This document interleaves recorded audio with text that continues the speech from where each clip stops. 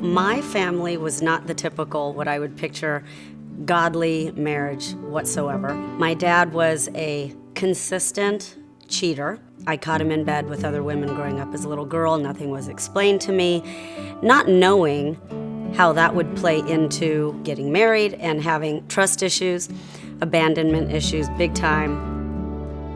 That carried into my teenage years. I was looking for love anywhere I could get it. If a guy told me they loved me, I thought they were going to marry me, and I was all in. I just was looking for someone to take care of me. So when I was 20 years old, I got a job with an airline, and I was still living with my last fiance, and I realized it wasn't right, and so I prayed, God, please let me just meet a Christian guy. That's all I wanted. I knew that was a good foundation to start with, and broke up with him. And literally 1 month from that prayer, I met Michael. I was studying to be an airline pilot, flying all over, getting my hours and so forth. And part of how I met Jenniffer was I flew down to Miami. She was on a layover. I was not looking for a girlfriend. It was lust at first sight, for sure. But then I started to really get some interest. We started to have a AT&T long-distance relationship, which was at the time 25 cents a minute, so it was a killer, an absolute killer. And we had a relationship on the phone for probably 4 or 5 months. One of the first memories I have of a major red flag in our relationship was we had been dating for a few months. I'm in my truck, Jenniffer's sitting next to me. We roll up to a stop sign or stop light. And it's pretty normal that when you roll up to a stop sign and then a car comes next to you in the lane that you kind of look over. It's just a typical response. And I look over, and all of a sudden Jenniffer looks at me and says, "Why don't you just marry her?" And at that point, I probably should have just opened my car door and ran. And it was obvious that if you have a father that cheats on her mom a billion times, you're 12, 13, 10, 11 years old, whatever you happen to be, this is why she felt like I was going to do the same thing as her dad. She's just reaching for that pain in her heart that she was dealing with. And I had no idea. So from the time we met in February to the time we got married was 15 months. And we had our very first fight as a married couple on the dance floor. Bride and groom dance, and we're fighting. We go on our honeymoon. Humongous fight, to the point where I really thought to myself, why did I marry this guy?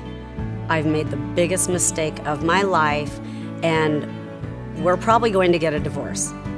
That's where, in your mind at the time, you're like, can we rewind this? Can we, how about you take this thing back? I mean, that's how you felt at the time. You're just going fully on emotions at the time. It was horrible. It was a terrible experience, really. I mean, it was the biggest mistake of our lives. The first 3 years of our marriage were horrible, horrible, horrible.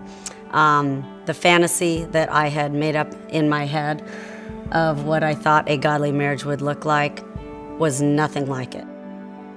I was committed to, we're not going to get a divorce.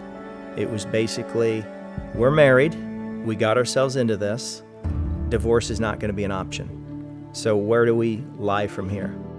We either go to Christian counseling and fix this, or we will stay married till the day we die miserable.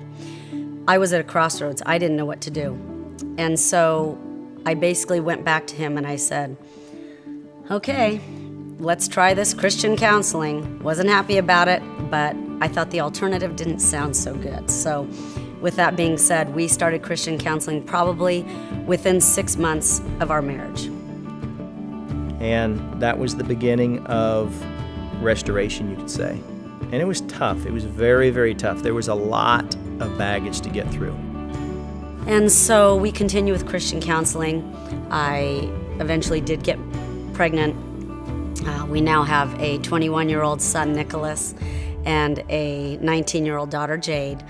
And it was our goal as parents to raise them, first and foremost, in a godly home. And it's so awesome because I was loved by my mom, my stepdad, my brothers, but I did not receive the love that I thought a dad should just naturally have for their daughter. Nicholas and Jade have both told us at separate times recently, they have no idea what it's like to not feel loved. One of the biggest things that we learn in counseling is that when you set up expectations for your spouse that they need to meet in order to feel happy, it's going to be a total failure. We still go to counseling. We believe marriage is very much like a car. We get tune-ups for our cars. We do all these things in our lives to maintain things so that they work and function properly.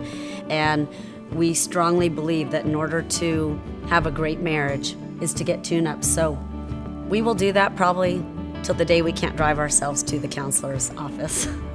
So over the past 25 years, we've had a no divorce policy.